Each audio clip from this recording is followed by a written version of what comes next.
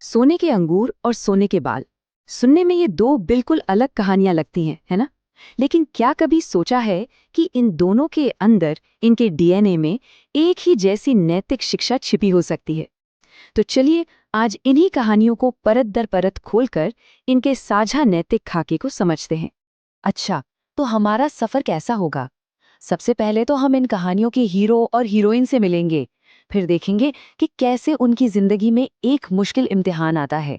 उसके बाद हम उस जादू की बात करेंगे जो इनाम बनकर आता है।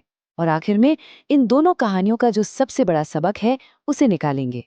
तो हमारी कहानी शुरू होती है दो किरदारों से। एक तरफ है श्याम, सोने के अंगूर की कहानी से, और दूसरी तरफ सोने के बालों वाली सुहानी।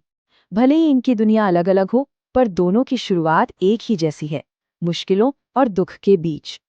अब देखिए, यहाँ एक बहुत मजेदार बात सामने आती है। दोनों किरदारों को जबरदस्त तकलीफ मिली है।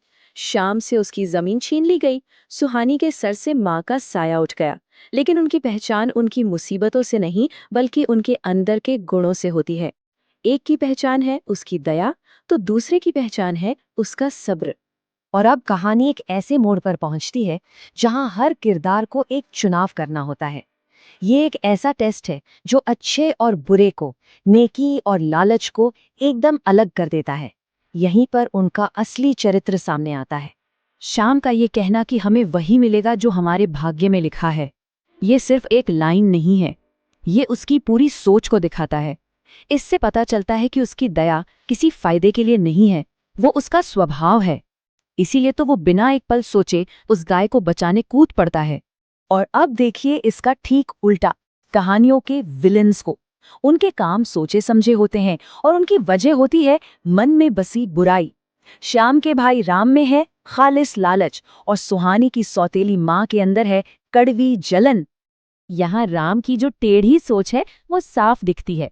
वो सोचता है कि जिस चमत्कार की वजह श्याम की दया थी, वो उस चमत्कार की नकल एक क्रूर काम से कर सकता है।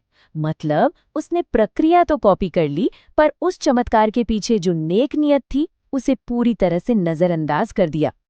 और यहीं से इन कहानियों का एक बड़ा पैटर्न सामने आता है। इनमें जादू बस यूं ही नहीं हो जाता। नहीं, ये तो किसी के अच्छे या बुरे चरित्र पर कुदरत का सीधा रिएक्शन होता है, एक तरह का कॉस्मिक न्याय। शाम को ही देख लीजिए, उसकी दया के एक छोटे से काम ने उसकी पूरी दुनिया ही पलट दी। जो कीचड़ वाला दलदल था, वो देखते ही देखते एक सुनहरा जन्नत बन गया, और उसकी सबसे बड़ी परेशानी, गरीबी, पल भर में गायब हो गई। ठीक इसी तरह सुहानी के सब्र का फल उसे तब मिला जब उसकी माँ की आत्मा ने मदद की, और उसे ऐसा तोहफा मिला जिसने न सिर्फ उसके दुख को दूर किया, बल्कि उसकी किस्मत को इतना ऊंचा उठा दिया जितना उसने कभी सोचा भी नहीं होगा। तो अगर अच्छे गुण का इनाम जादू से मिलता है, तो फिर उन लोगों का क्या होता है जो चरित्र के इस इम्तिहान में फेल हो जाते हैं? खैर, उनके लिए भी नतीजा उतना ही सीधा और उतना ही असरदार होता है। ये टेबल इन कहानियों की सिमेट्री को एकदम साफ कर देती है। हर किरदार का काम और उसका अंजाम एक सीधी लकीर में है। श्याम गाय बचाता है, उसे सोना मिलता है। राम गाय डुबोता है, उसे दलदल निगल लेता है। यहाँ कोई बीच का रास्ता है ही नहीं। अच्छे काम का फल अच्छा है, और बुरे काम का अंत सिर्फ बर्बादी। और ये एक बहुत ही कमाल का आइडिया है कि जो ताकत इनाम देती है, सजा भी वही देती है।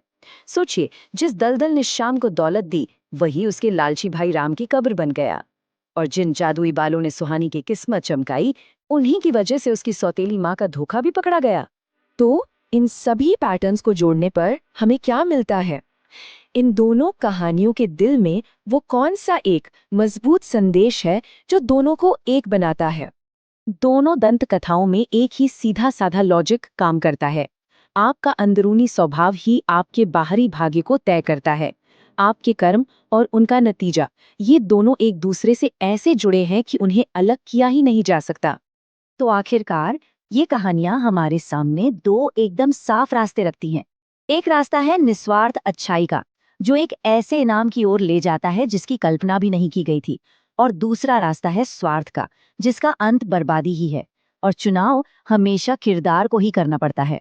और ये हमें एक आखिरी सवाल पर लाकर छोड़ देता है।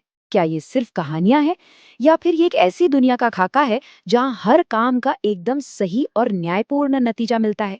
सवाल ये है कि आज हम इस आदर्श दुनिया से